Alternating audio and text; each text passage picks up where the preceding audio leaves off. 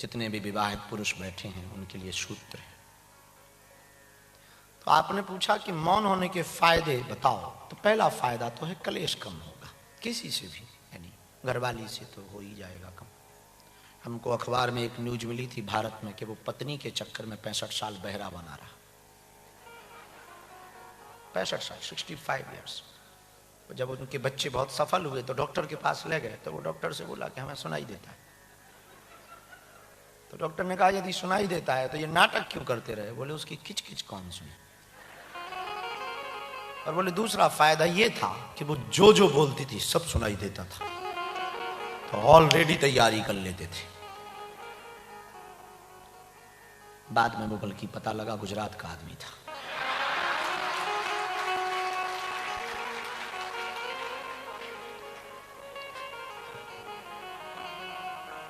सुना है पोरबंदर में रहता है।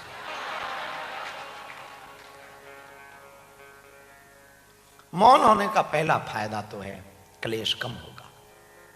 प्रिय, आपने पूछा मौन के फायदे क्या हैं? दूसरा फायदा है झूठ कम निकलेगा। तीसरा फायदा, बुरा न मानना, मौन रहने से मूर्ख भी विद्वानों की कोटि में आ जाते हैं। मूर्ख भी विद्वानों की कोटि में आ जाते, ये मौन का फायदा है।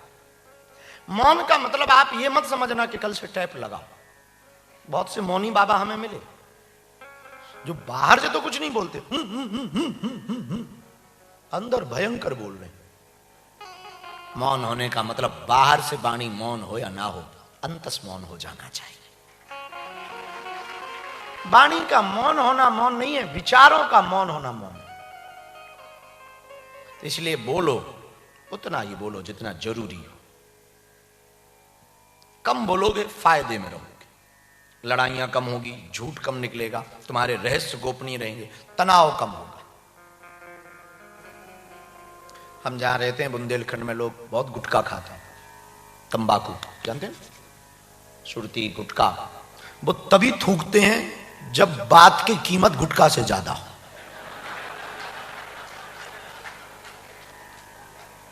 हमको बड़ा अच्छा लगता, खाओ यार, खा खा खा और खा, कम से कम चुप तो रहता है। एक हमारा चेला था, वो हमारे सामने, अच्छा उसको आदत थी खाने की, और हमें गुस्सा आती है, कोई आसपास ऐसा है तो थोड़ा नाराजगी की, तो वो आता था, कुछ बोलता नहीं था। तो हमें शुरुआत में लगा कि बड़ा अदब से रह रहा है, हमारी इज्जत करता है। बाद में जब हमने वाईफाई में चेक किया तब पता लगा ये गुटखा दबाए रहता है, कोई इज्जत विज्जत नहीं करता।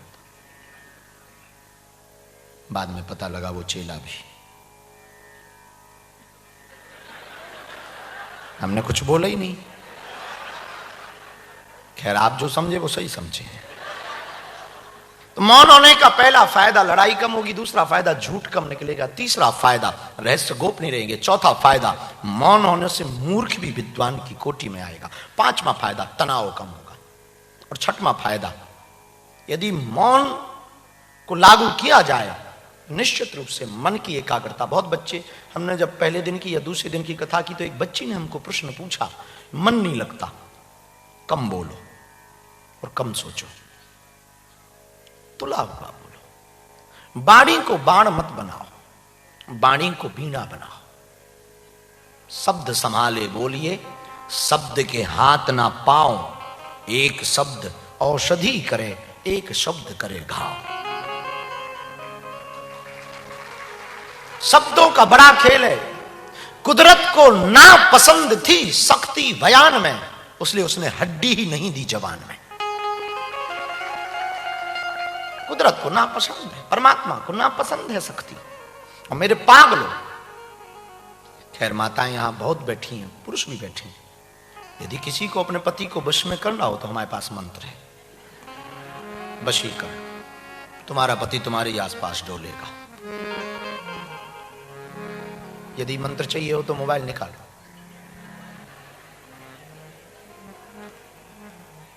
है ही नहीं, जमा हो गया, पेन कागज से लिख लो। उपाय है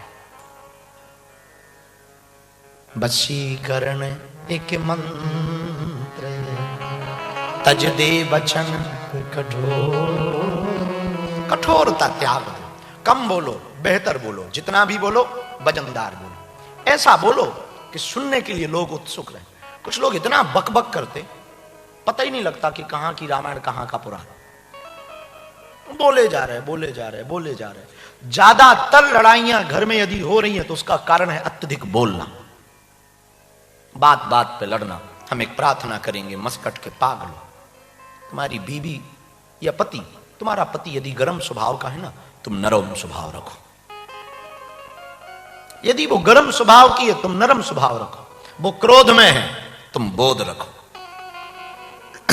वो जोश में है, तुम होश में रहो।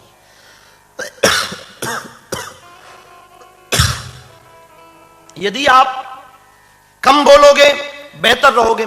भगवान नारद ने भगवान कृष्ण से पूछा, प्रिय तुमने हमसे पूछा कि मौन के फायदे बताओ।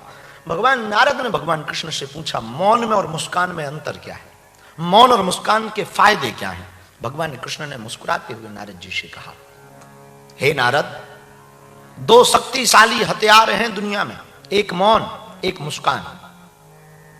मुस्कान से कई समस्याओं का हल किया जा सकता है और मौन से कई समस्याओं को दूर रखा जा सकता है।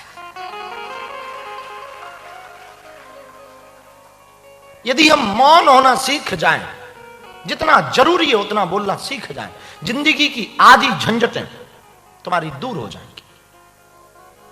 आधे से ज्यादा आदमी बोलने में हैरान है। अब लंबी लंबी बातें बोल जाते हैं, कई बार तुम वचन दे देते हो, कई बार देखो प्यार में कह देते हम तुम्हारे लिए चांद तारे तोड़ लाएंगे। अब ऐसे बोल देते जैसे ऊपर बाप की प्लाटिंग। कई बार प्रेम में बहुत जोश में वादे कर जाते, जब नहीं होते वादे तो कलेश होता कि तुमने कहा था हम साड़ी दिलाएंगे, नहीं दिलाए, तुमने कहा था हम नेकलेस दिलाएंगे, नहीं दिलाए, कलेश होता है। तो मौन, मौन बहुत फायदा, खासकर घरवाली के लिए। जितना हो सके मौन रहो। बॉडी का डिटॉक्स करते हैं आप, बॉडी डिटॉक्स, वेलनेस सेंटर जाते हैं, बॉडी डिटॉक्स करते हैं। अभी हमने एक सत्र चालू किया, ब्रेन डिटॉक्स। बॉडी डिटॉक्स तो पूरी दुनिया ने किया, हमने चालू किया ब्रेन डिटॉक्स। 3 दिन का सेशन है, उसमें 24 घंटे में सिर्फ 1 घंटे मोबाइल देते हैं और कुछ नो मेडिसिन, ओनली मेडिटेशन।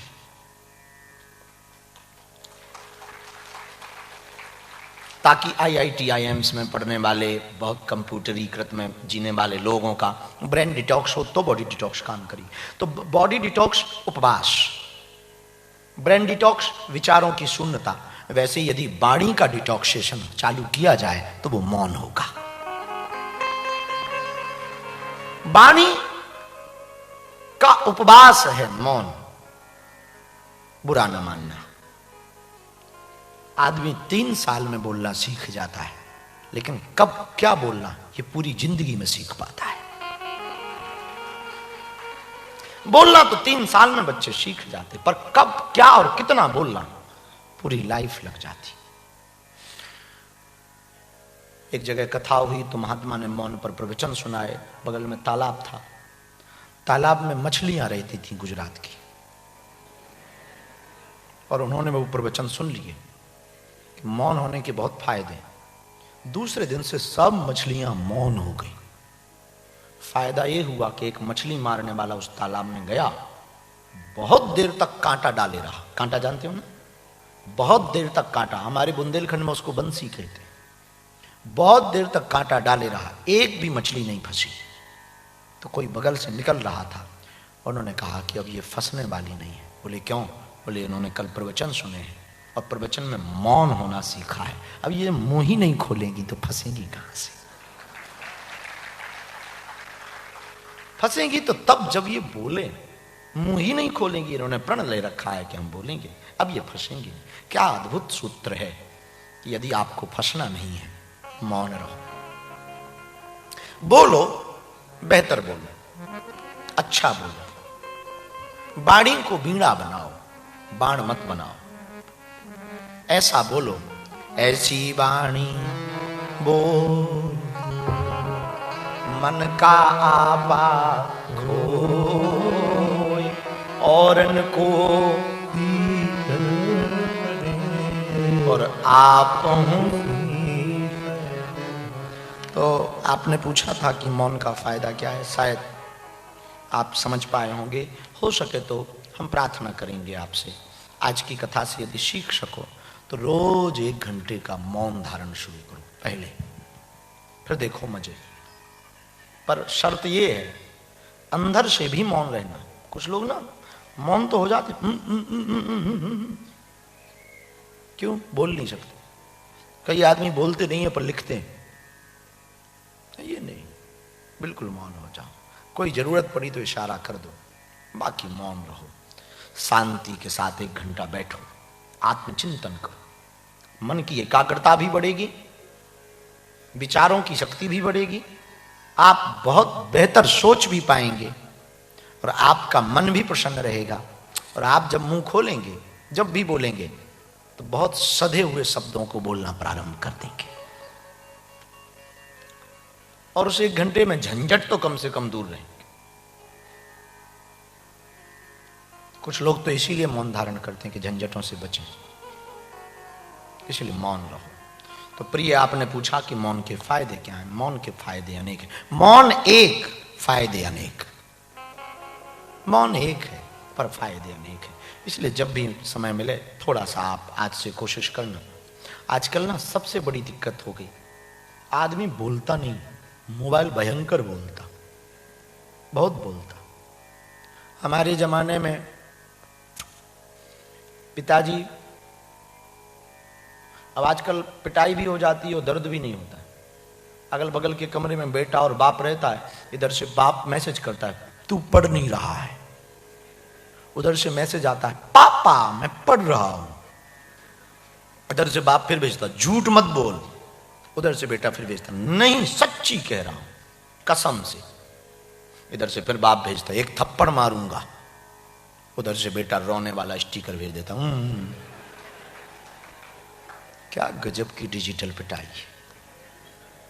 हमारे जमाने में एक थप्पड़ लगता था 3 दिन याद रहता था, झंझना जाती थी बॉडी। अद्भुत है। इसलिए हम एक बात प्रार्थना करें, हो सके तो बच्चों को एक बीमारी से बचा के रखो, मोबाइल से बहुत कम दो, जितना जरूरी है उतना दो।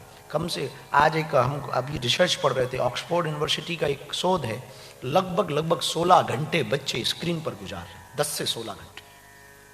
ब्रेन पर भी प्रभाव पड़ रहा, आंखों पर भी प्रभाव पड़ रहा, समाज पर भी प्रभाव पड़ रहा, उनकी सोचने की क्षमता पर भी प्रभाव पड़ रहा, और व्यक्ति कुंठित होता जा रहा। सबसे ज्यादा दिक्कत ऑटिज्म की शिकायतें जो आ रही हैं उसका मूल कारण है स्क्रीन।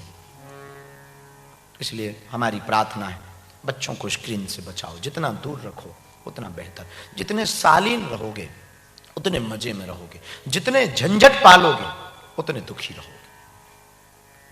हमारी आदत है, मजबूरी बात अलग है, हमारी आदत है हमको एसी पसंद नहीं, हमें भी पसंद नहीं है और बॉडी को भी पसंद नहीं। और कल आपने इतनी भयंकर एसी दे दी कि पूरा गला बैठा।